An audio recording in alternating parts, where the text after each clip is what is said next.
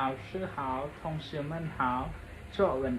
บทที่2我每天的活动上เก็บจำให้ระบบnhóm。老师好，同学们好。首先让我介绍一下我自己，我叫宁ปุลิ我今年28岁了ជាចូលលោកគ្រូសួស្តីមិត្តរួមថ្នាក់ជាបឋមអនុញ្ញាតឲ្យខ្ញុំណែនាំខ្លួនឯងបន្តិចខ្ញុំ宁ปุลิខ្ញុំឆ្នាំនេះអាយុ28ឆ្នាំហើយ我今天要讲的话题是ប្រធានបទដែលខ្ញុំលើកយកមកនិយាយថ្ងៃនេះគឺ我每天的活动សកម្មភាពប្រចាំថ្ងៃរបស់ខ្ញុំ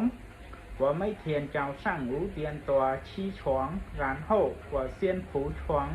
洗澡刷牙吃早餐吃完后我就出门了ខ្ញុំរាល់ថ្ងៃពេលព្រឹកម៉ោង5ជាងក្រោយពីគេងបន្ទាប់មករៀបចំកន្លែងគេងសិនងូតទឹកដុសធ្មេញញ៉ាំអាហារពេលព្រឹកក្រោយញ៉ាំអាហាររួចខ្ញុំចេញពីផ្ទះហើយ我自己开摩托车去上班ខ្ញុំបើកម៉ូតូទៅធ្វើការដោយខ្លួនឯង我每天6点下班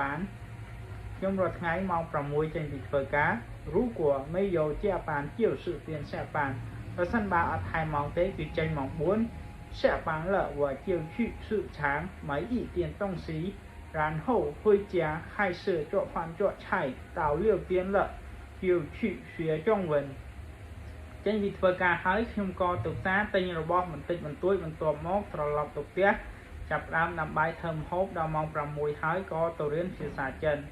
我学中文从6点半到8点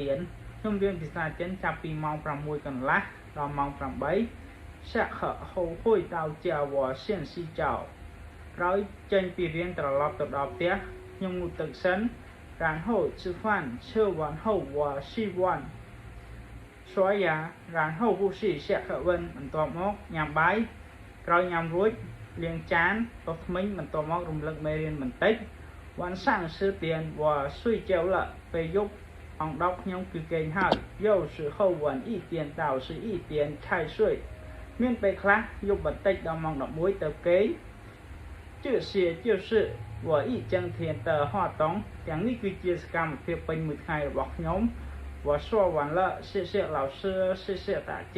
ខ្ញុំនិយាយចប់ហើយអរគុណលោកគ្រូអរគុណអ្នកទាំងអស់គ្នា